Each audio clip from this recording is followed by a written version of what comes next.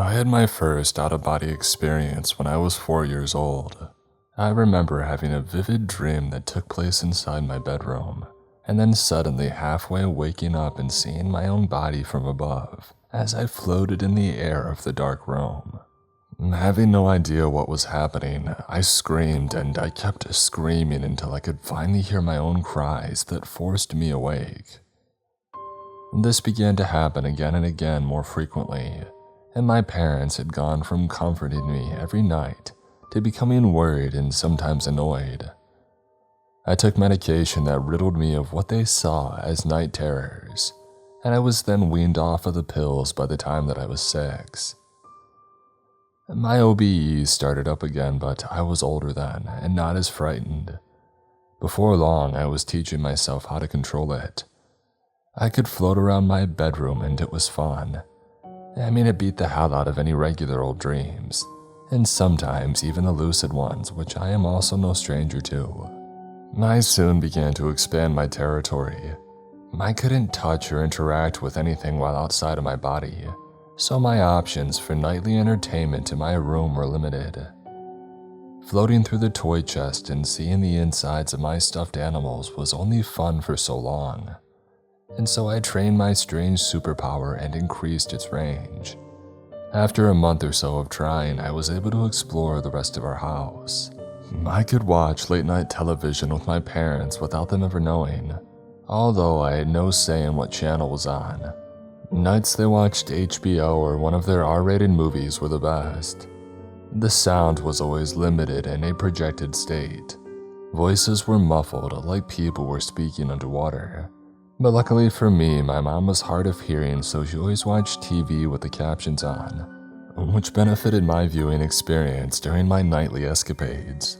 It also had me reading at a high school grade level by age 8. I think I kind of assumed at first that everybody had my ability, that it was part of what it meant to be human. But after I brought up how I flew around the house at breakfast a couple of times, they just told me that it sounded like a fun dream. I realized that I really could do something special. Sometimes I would even use it to spy on my dad when he wrote his stories late at night on his computer in his office. I always found it funny how mad he could get when programs weren't working, or he couldn't figure something out. He also had some interesting midnight snack recipes. He was a cool dad all around. For example, when I was 7 in the summer of 1996, he took me to see Independence Day. Looking back, I was probably a little too young for all the destruction and alien violence, but there was always one set piece that interested me, which I looked forward to seeing each time the movie was on TV or playing from a well-worn VHS tape. With the title that I've given this story, you can probably see where I'm going with this. It was the Area 51 stuff in the film that stuck with me the most. I was fascinated by the movie's creators' designs and ideas about what the secretive military base looked like. Actually, when I was young, I thought that they had filmed those scenes inside the real place, like they had gotten special access to some big underground extraterrestrial workshop right out of science fiction. I later rationalized that they just knew what the place looked like and recreated it. It wasn't until I was 9 did I comprehend that they completely had made it up. That realization both disappointed and fascinated me. I had to know what was really down there, how it ran, what experiments they might have been running, what kind of people worked there, and of course, whether or not they actually had aliens or their technology locked up in some secretive warehouse in the middle of a desert. By the time that I was 10 and our house had internet access, I was gulping up the classic conspiracy theories about the base, going from one GeoCities or Angel Fire site to the next, and eating up every doctored image of alien autopsies and examinations of UFOs that I could find. Games like Half-Life and its Black Mesa compound, or Perfect Dark's take on Area 51, or the titular arcade shooter itself all scratched an itch. But I knew when I was young just what I wanted to do with my special power.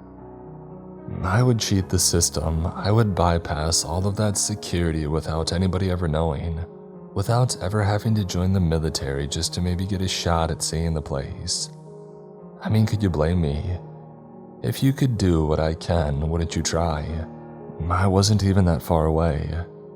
I grew up in Flagstaff, Arizona. Las Vegas was just a day trip, and the ranch, as it's sometimes called, wasn't far past that. Area 51, a legendary producer of American lore, was always just past the horizon while I came of age, and one day I would see it. The problem was that I would have to practice every night if I could. The range of my astral projection was my weakness, and I would have to self-train myself to extend it. It wasn't like I could just consult with a mentor or look up out-of-body experience tips and tricks on the internet. When I was in middle school, I learned how some Native American tribes sent their adolescents on vision quests, a spiritual journey involving fasting and praying that allegedly sometimes resulted in the sensation of leaving one's body. Elsewhere in the world, various drugs could supposedly trigger out-of-body experiences. None of these things were an option for me, either to learn from or enhance my natural ability. I tried to avoid any drugs entirely, but they only inhibit my skill. Even taking an Advil before bed makes the projection muddled and weak. The only way that I could get better was by exercising strenuously. I took naps whenever I could, meditated often, and taught myself how to lucid dream every night. Anything to master my inner self. By the time that I was 14, I was sometimes getting 12 hours of sleep a day, excessive even for a teenager. Over time, the boundary increased. The dark edges of the astral realm, which I could not breach, expanded outward. My neighborhood became my playground. I would go to bed early whenever my body allowed it, giving me time to float about and observe these secret lives of our neighbors before everybody else went to bed.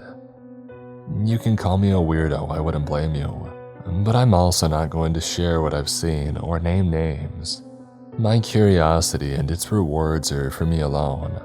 Suffice to say though, humans are strange.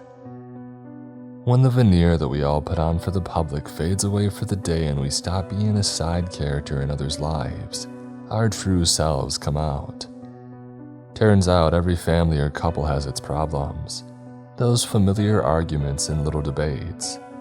We all have our peculiar hobbies and preferred subject matter that we look up online late at night when we think that no one else is watching. But I'm not judging.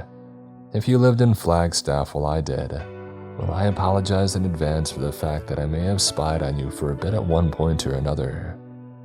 Rest assured though, your secrets are safe with me. I'm not going to say anything about anyone.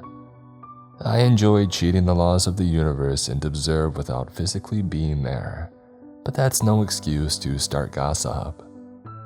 That said though, I admit that I was no angel. I was a teenage guy for a few years of my life, and sometimes when I took a sick day in high school, I did have a few ghostly visits to the girls' locker room. Before you scold me, let me at least say that I was more fascinated by my astral range at that point than the things that I saw in the gym without others knowing. That wasn't the only exploring that I did at my high school. I would go there night after night, up and down its dark hallways. How often do you get to be at your school at night? The few times you were, it was probably for some event where all the lights were on. There are fewer things more unnatural in this world than seeing your school in darkness. The shouts and bickering of its loud students, not even a lingering whisper in the air. I often heard things when I visited, but they weren't audible. Rather, they were auditory hallucinations, the trick of a mind, even projected, caused by empty liminal space.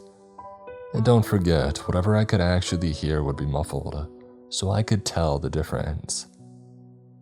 I never saw any ghosts or demons or extra-dimensional beings while in a projected state, and I did look.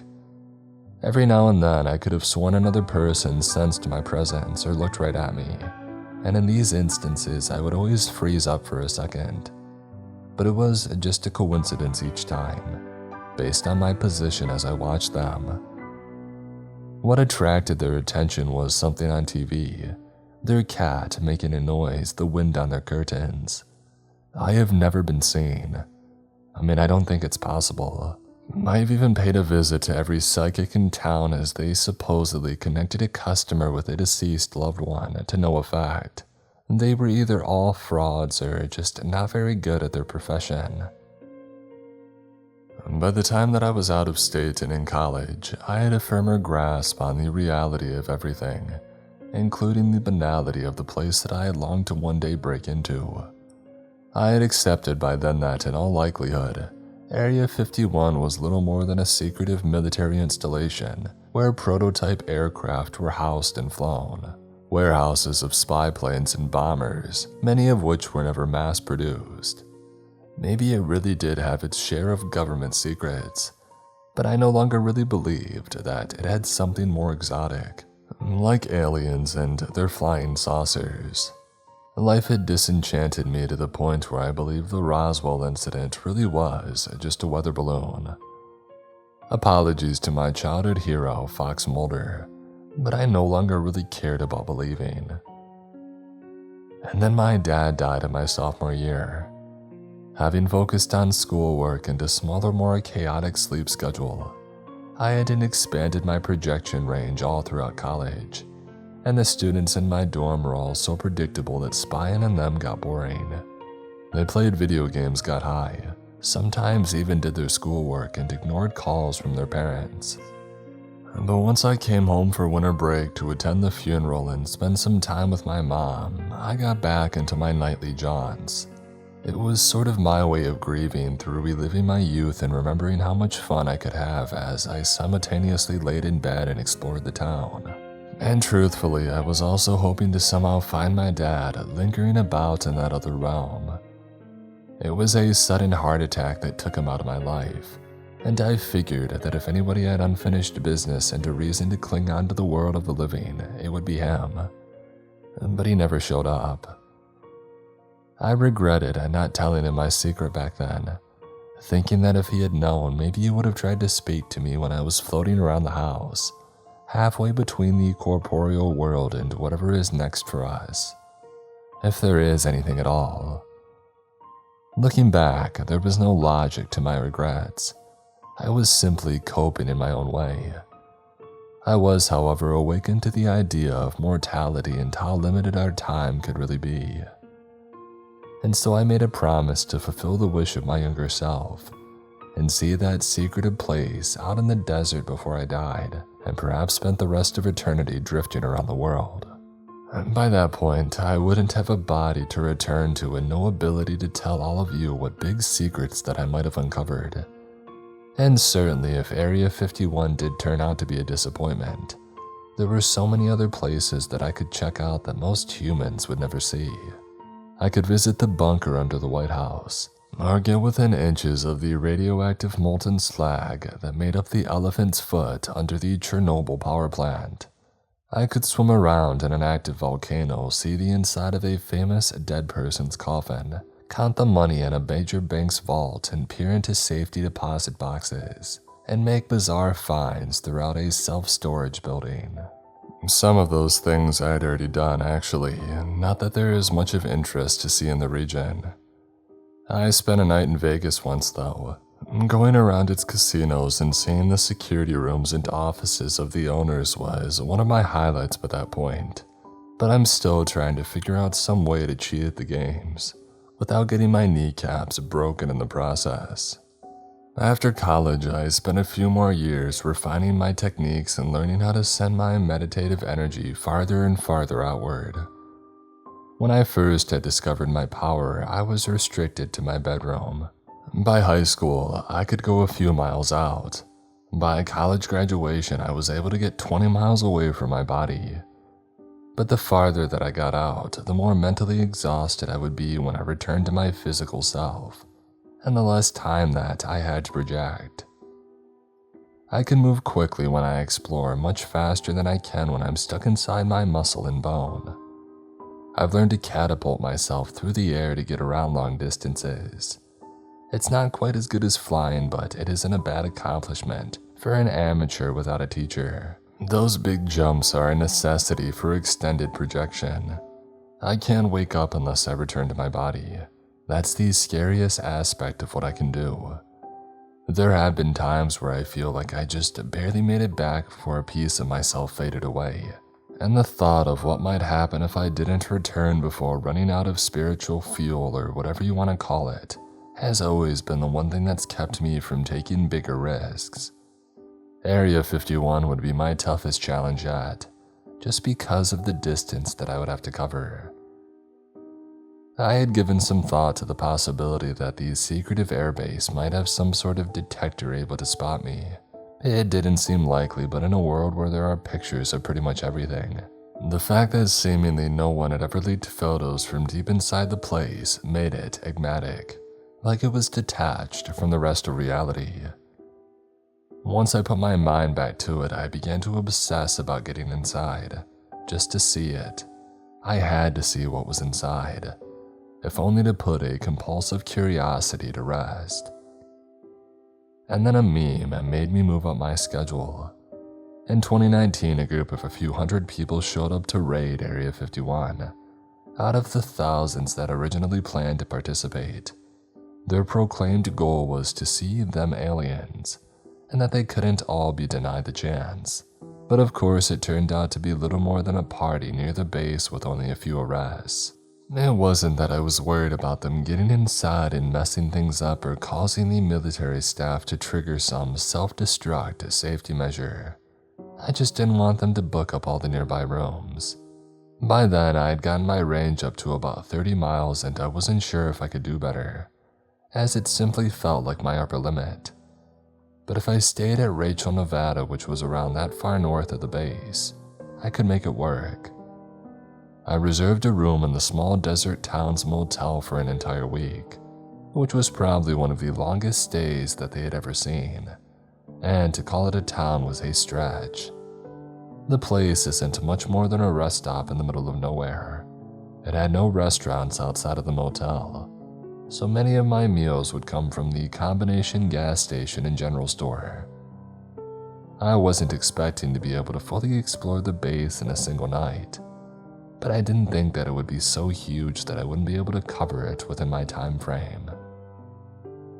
I went to bed as early as I could my first night at the alien-themed motel, barely able to contain my excitement about the upcoming spiritual break-in. Astral projection, for me at least, is best commenced in a lucid dream state. I can pull it off at limited distances in time while meditating, and I used to randomly experience it throughout the night, perceiving it as a regular dream where I just explored my surroundings. But lucid dreaming was the way to do it right, where I could redirect all of my unused physical energy into my formless and wandering self. All the while I slept comfortably in a warm bed elsewhere. But the first night was actually a disappointment. I got there fine, going south and flinging myself across a bald mountain where I looked down at the lights of the base itself.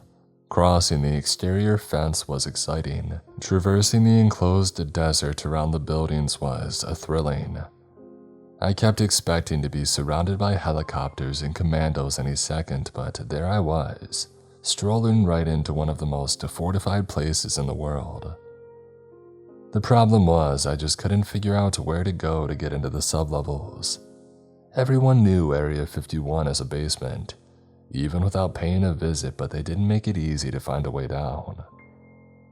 I didn't want to spend too long looking for nothing other than an elevator, just in case something happened and I lost my only chance to see anything at all of actual interest. And so I relegated myself to exploring the aircraft hangars and the administrative offices. I had done a few trial runs on less secretive air bases, and on the surface, the homey airport area wasn't all that different from the norm. I saw soldiers on patrol, staff making phone calls, people eating in a mess hall or working on computers, vending machines, furniture, bathrooms, and locker rooms attached to exercise areas. Everything that one would expect to see. It wasn't all that surprising. Area 51 isn't even blurred out on Google Maps. Anything truly meant to be kept away from prying eyes would be out of view of any passing satellite. The hangars I saw only held standard fighter or surveillance aircraft, including a few models from the past. I even saw one of the first American jet fighters in good condition, an F-86, the kind used way back in the Korean War. Couldn't tell you why they were keeping it airworthy. The only element that I couldn't fully explore other than the data on the local servers were the contents of the file cabinets spread across several of the offices and officer quarters. I just have no way to see what's on papers that are pressed together inside of a cabinet, so physical information wasn't only protected from possible hackers, it also keeps away the prying eyes of projectionists as well. I could have waited around for someone to open a file and read it as I peeked alongside them, but I kept my interest on covering ground instead. Honestly, I'm not a big aircraft or military enthusiast. I'm sure there are a million people out there who would have been fascinated with exploring the surface freely like I did, but it wasn't enough to make all the effort and planning worth it. I would have to try again on a second night. But if I couldn't find a way down after 3 attempts, I figured I'd be ready to head home disappointed. You may be thinking that I could just dip myself down into the ground and keep going until I emerged into an alien autopsy room or a dark energy reactor. Well, the thing is, dropping beneath solid ground isn't easy. It's slow and navigation is impossible as I can no longer see anything. I have little sense of orientation or gravity when I project, so if I get disoriented, I could get turned around and end up burrowing towards the center of the earth and never returning to my body. It wasn't something that I was about to try. I was restricted to elevators, just like the locals who somehow managed to get assigned to the place. On my second night, I finished exploring these surface buildings and focused my attention on getting down into the abyss below. It occurred to me that such a secretive base had no reason to make the elevators easy to find. I scoured the insides of walls looking for hidden rooms, but every building I revisited had no apparent means to gain access to the good stuff. A new idea didn't occur to me until I was halfway back to my body as dawn's first light swept the sky. I would have to wait another day to try it. The hangars. Area 51 was primarily used as a place to test out new aircraft in secrecy. That was what it was originally built to do, in a way that kept anything spying in the sky from catching a glimpse. There had to be at least one hangar, or maybe a few of them, that connected directly to the underground, to let them manufacture their prototypes down below and bring them up for their test flights. What I had seen so far must have been just the tip of a big iceberg. Thankfully, my third night of exploration provided the breakthrough that I was waiting for. I went into one of the empty hangars and despite no indication whether or not there was something beneath it, I lowered myself through the floor. After passing through about a meter of metal supports, I emerged into an enormous elevator shaft with dozens of lights built into its walls. The hangar was big enough on its own, but here was a whole pneumatic lift system that could raise or lower the entire floor of a structure designed to hold aircraft. It was my first clue that a megastructure lurked under the airport, and I went down about 50 feet until arriving at the bottom. A construction bay was just ahead, and some half-completed modern stealth aircraft occupied its space. Eventually, if they even planned on completing it, it would be wheeled onto the elevator and brought to the surface. But for now, the place was otherwise empty, with no tools or blueprints in sight. The flying wing-style aircraft was in a dull, military gray color, and its cockpit was empty of any controls. I could have studied the thing all night, even if I wasn't all that invested in aircraft development. Instead, I moved on and began navigating the labyrinthine halls of a realm so few would ever get to see. Large concrete arches held up natural rock, excavated and drilled perhaps decades ago. Forklifts and inactive floodlights lingered in the halls, which were dimly lit up by orange sodium vapor lamps and fluorescent tubes. I didn't see anybody at all in this part of the base. By the end of the night, I had realized that the first sub-level was barely any more remarkable than the surface. Other than being an impressive engineering feat, it seemed like an area with its glory days long behind it. It had dozens of vacant offices, sealed locker rooms, empty vending machines, and only a few uniformed base staff walked past me my whole visit. I looked through more hangars along with storage rooms filled with old experimental aircraft that might have never seen the light of day and now sat frozen in time under a tarp. I also found some sort of conference room that, for whatever reason, had been buried behind a concrete barrier. It still had its tables and chairs, which were right out of the 1960s and positioned like people had fled the room in a hurry. For some reason, the room was still lit by a single dim wall light. The conference room turned out to be the most interesting thing that I saw that night, just because of its mystery and any lack of context. The first sub-level seemed to be seldom used. Maybe it sprang to life when a new contract for experimental aircraft arrived, and I had just shown up during the slow season. But I ended up spending the night wandering empty rooms and hallways, mostly looking for a way farther down. It was a massive complex that I knew I didn't cover completely, and had no particular desire to continue exploring, because my gut told me that it would be more of the same. Even so, I ended the night on another high note. Around dawn, I finally found a more active portion of the level that was lit more brightly and featured up-to-date rooms with modern computers and furniture. It was a small section overall, filled with a few dozen on-duty men and women. My lip reads told me that they were mostly just talking about current events. The discovery of the area led me to the central elevator that had eluded me, which required keycards. I slipped past the doors, the floater lift itself, and looked at the buttons to see that I had 3 more levels to check out. As the sun rose, I flew up the elevator to see where it had been hiding. I emerged into a hardened concrete bunker-like building. I passed through a blast door and drifted along into a lengthy tunnel on the other side until I was under the sky again, and at a secondary checkpoint deeper inside the base. The entrance to the lower levels had been concealed within a mountainside, and the tunnel leading to it was buried at the end of a narrow valley, a good distance from the other surface buildings. It was both hard to see and well defended. I did my best to memorize the location and returned to my body once again, ready to spend another day doing almost nothing as I waited to sleep and travel once more. My next visit, I knew, was going to be a special one. I had stocked up on microwavable meals upon arriving in Rachel and rarely left my room, leaving the curtains drawn at all times.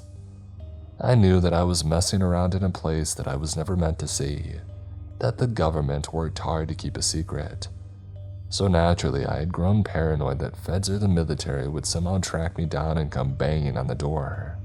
I hadn't really felt that fear since I first started exploring as a kid, back when I thought the cops of all people would show up and arrest my younger self for some sort of privacy invasion crimes. I never really rationalized how they might find me. But if anybody in the world could detect and find me, there was a good chance it might be the fine folks who have a career in Area 51. I just couldn't work out how they would either, because there were too many unknowns about what they were capable of and what they researched. If they, for example, had at some point reverse-engineered alien technology, then who knows what manner of physics they were aware of that the rest of us may never understand. While projecting, I was sending some piece of myself out into the world, something tangible if difficult to detect. I was receiving information and then sending it back to my brain for processing. I just happened to never have found anybody that could tell me how I did what I did, what kind of signals that I might have been broadcasting that somebody or something else could perceive. The fear of being caught had always dogged me. It wasn't so much the consequences that scared me as it was finding out that there existed a way to find or catch me in such a vulnerable state. This time, that worry was also manifesting itself in a perhaps rather crazy concern that Area 51 had a honeypot set up in part of its base that would attract people like me and capture our projected selves for imprisonment and experimentation. I started thinking that I would stumble upon a room full of other trapped souls who got too curious. It felt like the perfect twist ending to my story. I could never see myself as the first one to truly have access to astral projection. I always assumed that somebody had done it before and there were hundreds of people like me, if not more. And if that were true, then surely somebody had paid a visit to a mysterious installation in an American desert. And if that were true, said installation might have already created countermeasures. Or I could just be overthinking and over-worrying again. That was a constant consequence of living a lonely life. I have stress feedback loops in my head that have sometimes led to panic attacks, but that's never been a problem while projecting. I guess that's one reason it usually makes me feel so peaceful. By the fourth night, all of my good food was gone and the motel TV was no longer providing any entertainment. Exploring the base was all that I had to look forward to, and I wanted to make the most of it. As soon as I could, I jumped straight to the main elevator and floated my way down to the second sublevel. This one was where the trains ran. Area 51 had been long rumored to have an underground rail system, though there were debates if it was just for local use or if it connected to more distant bases, or hidden entrances or cargo depots. The level was almost entirely pure cave and drilled away some time ago by large machines. Flatbeds ran on electric rail, transporting material and aircraft parts across the installation. There were few rooms to speak of, and the cars moved without human operators until they had reached their terminus, where they were unloaded and moved by people who looked like they might have spent weeks at a time without seeing sunlight. I couldn't be certain if it was always this busy on the level, or if there was some big project in the works that required a constant transport of goods, but it was definitely active down there, with cars coming and going constantly. The tunnels were maze-like and sprawling, and with little signage, it was pretty easy to get lost. I must have spent around 2 hours just trying to find something more interesting than the extensive rail line itself. After I unintentionally doubled back to the elevator, I chose to take it down again instead of spending further time attempting to navigate the local subway system. The third sublevel was much smaller than the first and looked entirely different. Its corridors were narrow, confining, and featured more metal than concrete or natural rock. It was reminiscent of the interior of a nuclear submarine, and most of the few people I saw walking around wore suits and ties, and those that didn't were armed guards, which was strange. What were they protecting or trying to keep inside this far down? Aliens, I hoped. Seeing a living colony of little gray guys would have made this trip more than worth it, and I couldn't wait to describe them to the world, whether or not anybody believes any part of my story. But there was something weird and concerning about the floor. For one, I could no longer pass through the walls. I could push my way through some of the metal siding, but something inside of the wall had stopped me. Nor could I get through the bulkhead-style doors if they were closed, which severely limited my ability to explore the floor. I was able to get a peek inside a room when somebody went into or left one on them occasionally, but they were always closed again, like there was a protocol. If I had gone into any room, I would probably end up trapped inside it. It was a risk that I couldn't take. What little I did see of the offices and labs on this floor didn't suggest that aliens have ever been kept there. Not that I had high expectations. The fact that I couldn't go through the walls, or the floor and ceiling for that matter, was something new to me. There must have been a sort of energy field inside them, maybe there to block something else, some kind of signal. And by extension, they limited my mobility in the process. Seeing the sublevel as a dangerous place to linger, I returned to the elevator and dropped downward to the fourth and presumably lowest level. Only I descended into darkness and something solid. I was already on the bottom floor, at least that the elevator had serviced. Either they filled the space below with concrete to seal it off, or there never was another sublevel, and the button in the lift was just a dummy for whatever reason. I went back to looking through the third level's hallways to see if I had missed anything. The old hanging wall clocks inside showed me that it was 3 in the morning, so I still had a few more hours before my body would start trying to wake up and ask where its owner was at. I had the idea that the floor below, if it existed, might still be accessible somewhere else. Passing hallway after hallway and going down each side of an intersection, I got a closer look at the weapons in the hand of each patrolling guard whenever I got a chance. They didn't seem like any sort of gun that I was familiar with. They actually looked non-lethal, and their barrels were equipped with a panel of lights that surrounded some sort of beam emitter. They had the appearance of a sci-fi laser rifle, but logic told me that they were likely deterrent weapons, which may have fired off bright bursts of light into powerful laser, or burning microwave energy. It made no sense.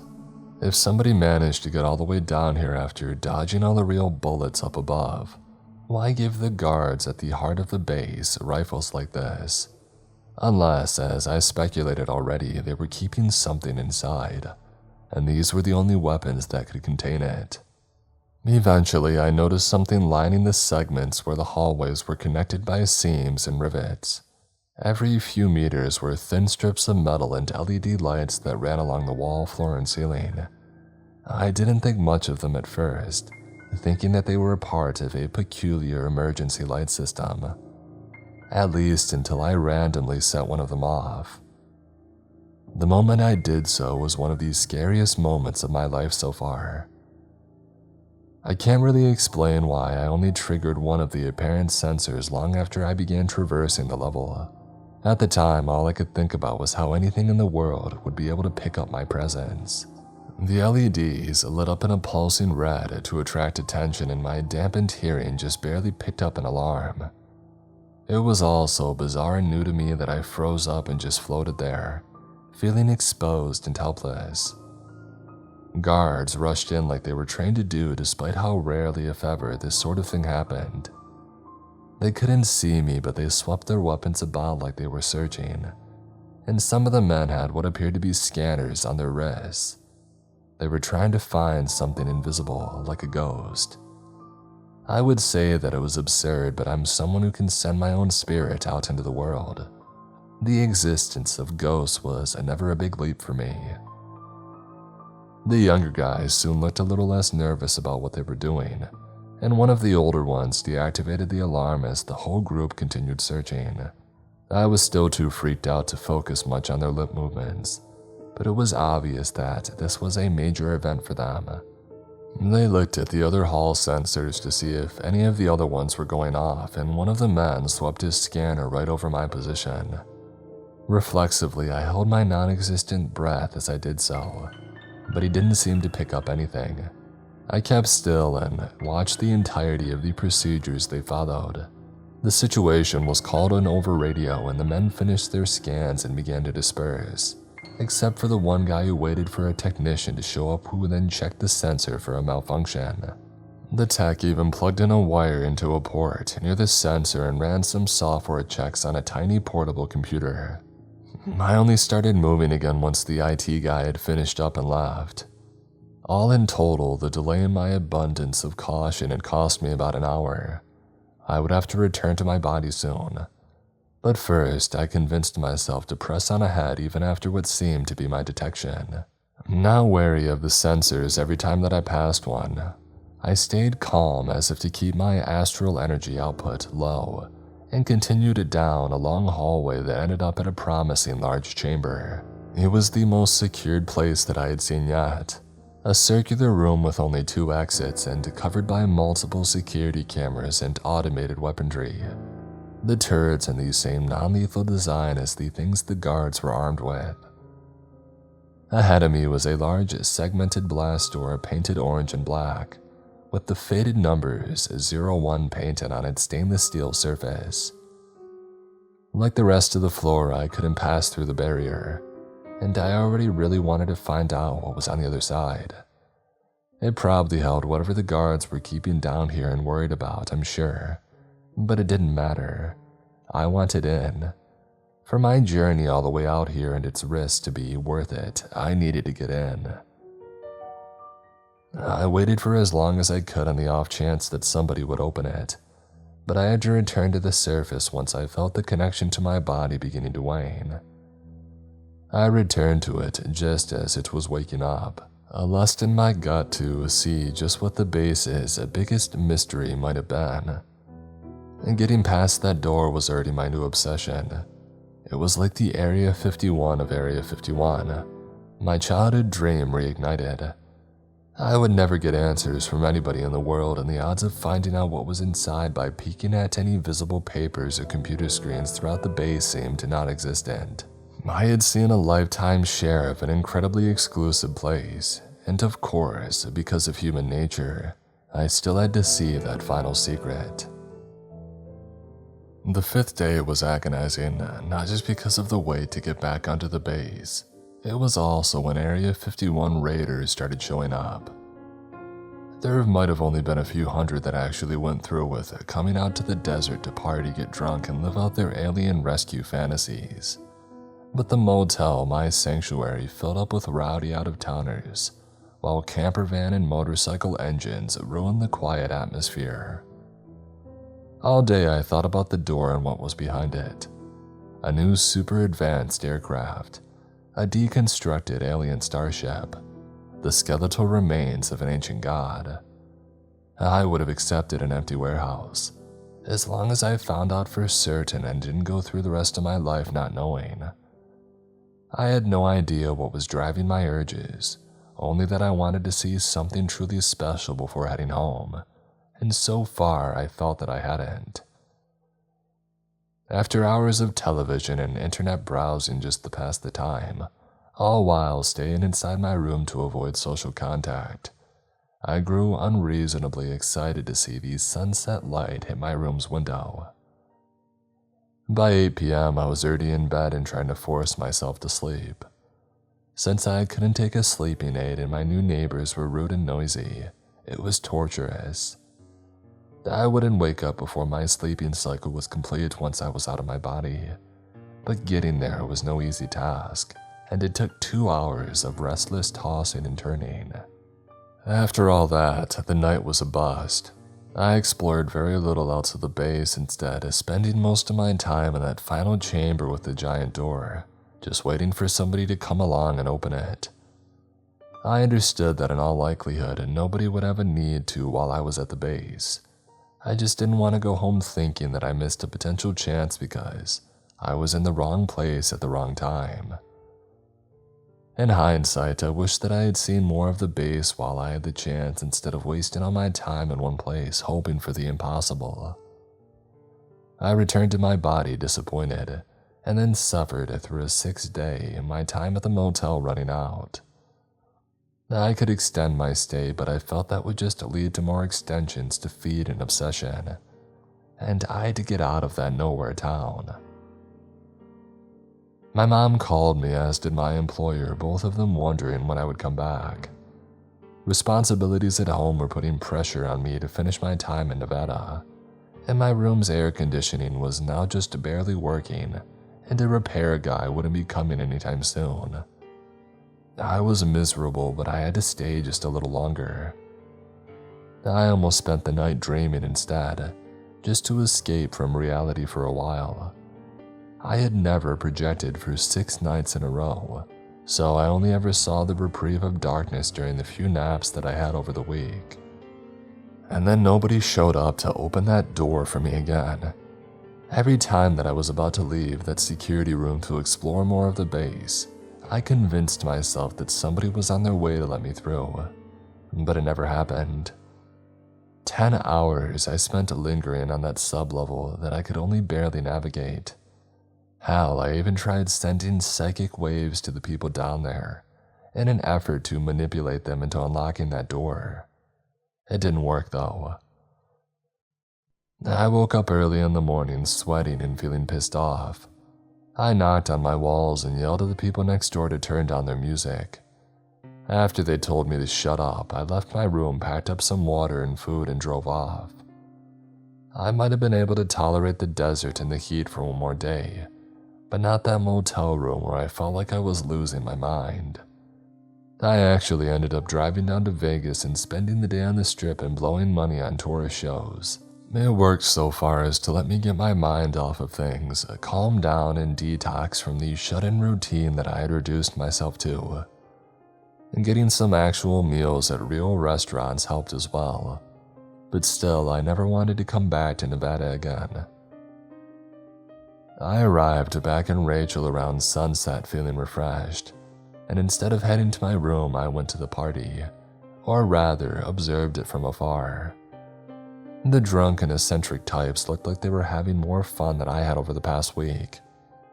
They were gathered up at the gate and just hanging out as base guards made sure they stayed back and didn't try to run inside. The raiders were smart enough to not get shot, although as I said earlier, I did see a few of them get arrested. Their fun lasted into the night, even if they sadly never got a chance to see any aliens. But if that didn't disappoint them, I figured I shouldn't have let myself feel disappointed either. I had actually seen the inside of the base. Unlike any of those guys, I had fulfilled a childhood dream. I could head home right then, look back at all this in a year, and still feel excited about everything that I had witnessed inside of Area 51. But that would never be good enough for me, so instead, I drove my car to a secluded area near the base, reclined the seat, covered all the windows, and fell asleep. If I projected this close to the place, everything would be in sharper focus, giving me a better experience, and I could cut back on the travel time from and back to my body. I was determined to leave the state on a high note.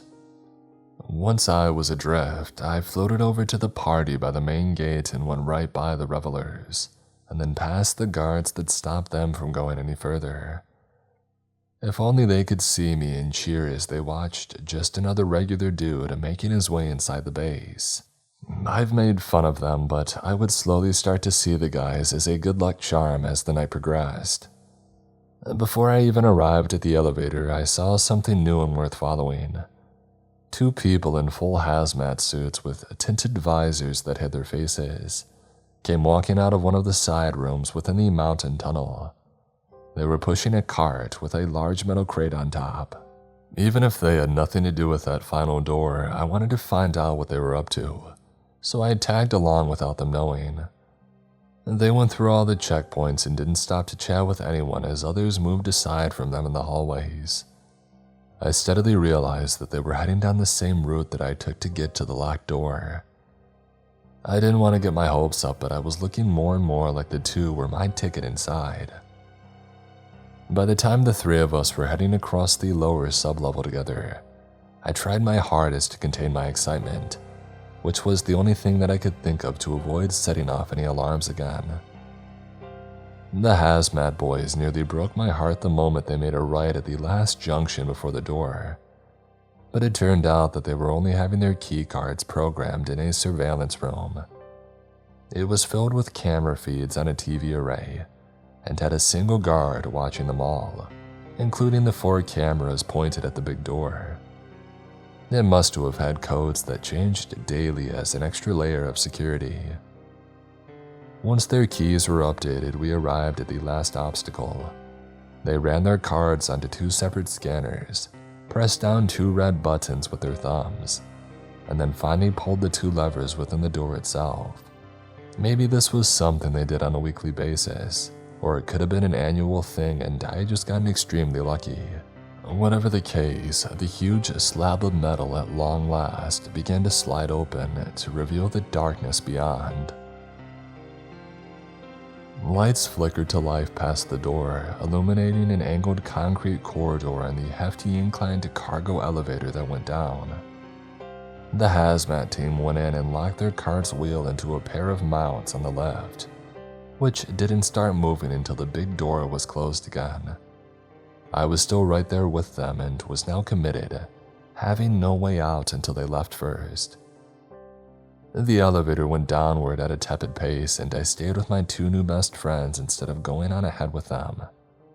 I had come this far, so I was willing to be patient a little longer. I was heading down into the inner sanctum of Area 51, a forbidden place that very few would ever think about, much less see for themselves. The ride lasted 10 minutes or more, and it felt like we descended deep into the earth. If there ever was a portal to hell or another dimension, it would be here. After the lift came to a stop, a second giant door opened as slowly as the first, revealing something perplexing but not quite bizarre just yet. Ahead of me was a purely stone antechamber carved into bedrock. The surfaces were immaculately smooth. About 30 feet of rock, illuminated only by the elevator corridor's light, led up to a perfectly large proportioned open square that preceded a void of darkness. The square was roughly 40 feet long on each side, so it was certainly a sizable doorway to whatever lay beyond it. It wasn't completely without technology or machinery. The opening was lined with these same sensor strips used on the third floor, and there were large, circular hatches built into these stone on either side of the door. I stepped out into the antechamber with the hazmat crew as they wheeled out their cargo, and they looked to my sides. On the left was an old regular-sized metal door that showed signs of disrepair. While my buddies worked to unlock their crate and remove its contents, I went over to get a better look at the old side door. It appeared to lead to the original fourth sublevel, or whatever remained of it. It was unpowered and had no inner electrical field running, so I was able to pass through it and see if there was anything on the other side. But I saw only darkness, nothing at all. On further inspection, I noticed that the door had actually been jammed open just a crack. From outside, I managed to see a tiny bit of the pile of rocks that had blocked my view. It appeared that the hallway had suffered a cave-in at some point, or maybe the entire floor had gone through a controlled demolition. Whatever happened, it seemed to be completely inaccessible. I returned to the hazmat brothers as they worked together to take out their cargo. It was a giant battery or a power cell of some kind. I understood what they were doing, replacing one of the two power sources that kept something in, past or around the giant square entrance running. But they couldn't just hot swap one of the batteries that easily. It looked like they had to shut the whole thing down first. On realizing this, I felt equally terrified and excited. I knew that I might actually have a chance to glimpse what they were keeping all the way down here.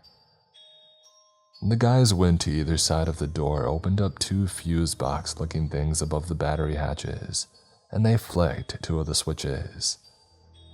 Nothing happened for a few seconds, and then the lights slowly began to warm up past the doorway. The first thing I noticed was just how many of them there were, high up on a ceiling inside the chamber.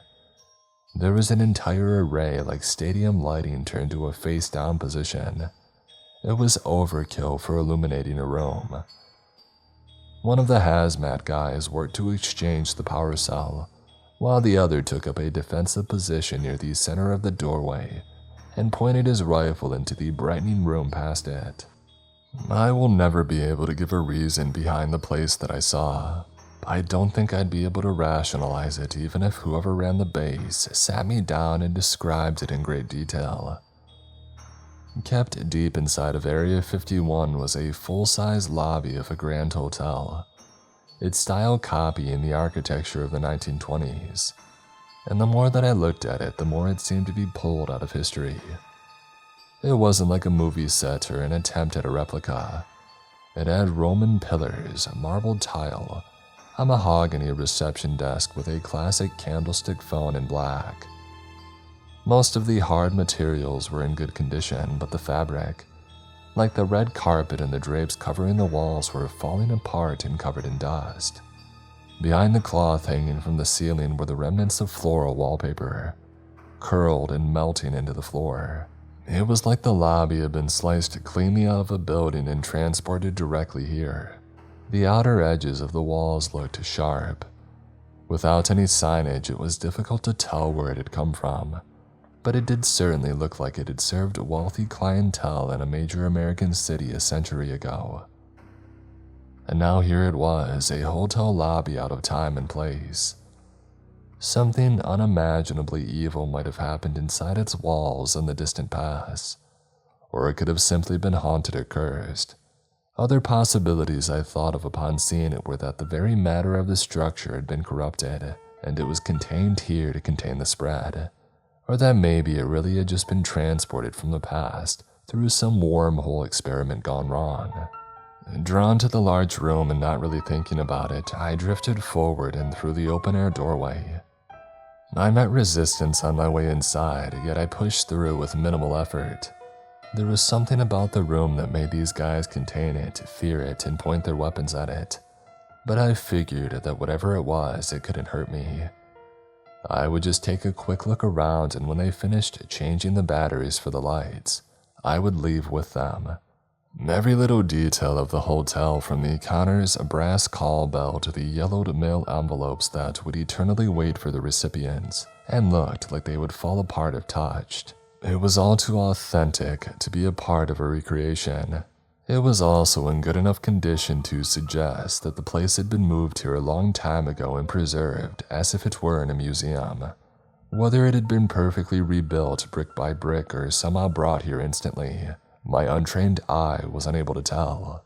At full brightness, the lights above also completely bathed and drenched the lobby, and probably made the heat unbearable as well if I could feel it. I could have spent the rest of the night thinking about the purpose, history, and storage costs of the hotel lobby, or just exploring it, but I didn't want to linger at the deep end of a containment chamber. I turned to leave, drifting back to the massive entrance, and with my luck, I only almost made it.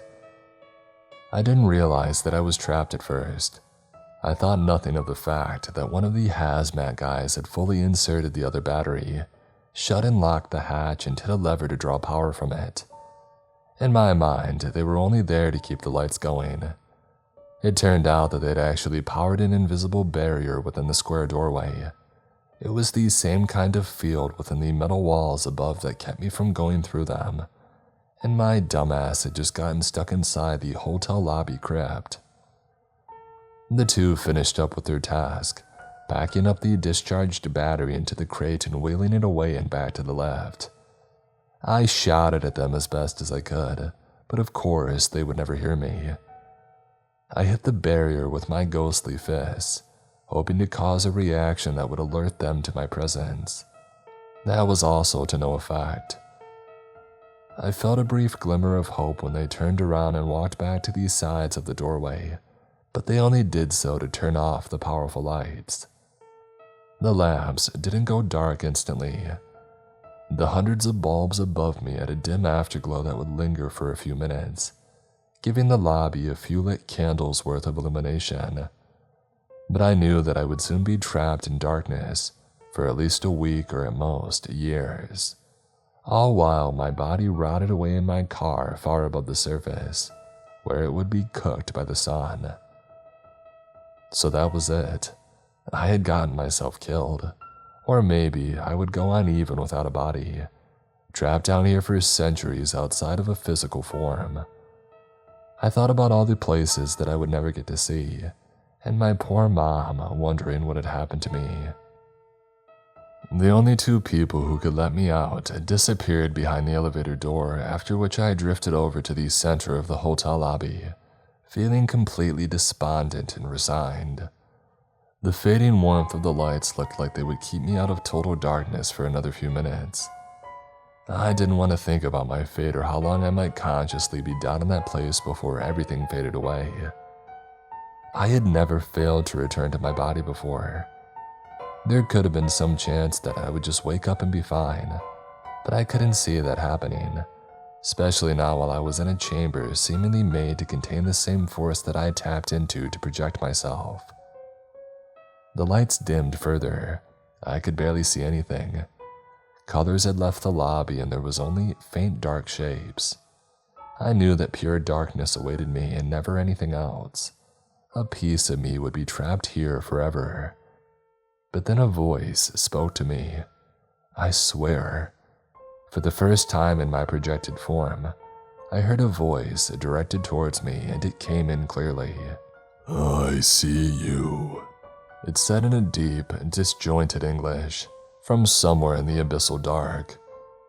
"In what manner of thing would you be?" I wasn't alone after all. I didn't dare move, I was so scared. It felt like my spectral form had begun to lose coherence and break apart. If I was in my body, I would be feeling a heart pound through my chest, or fallen into a daze or panic. But in my state, true terror could only diminish my ability to remain an existing and thinking being. I had never come closer to experiencing a degree of fear that could have that effect. The entity that produced the voice grew closer and whispered into my ear from behind. "I do think I have been here long enough. Perhaps you are a means toward freedom."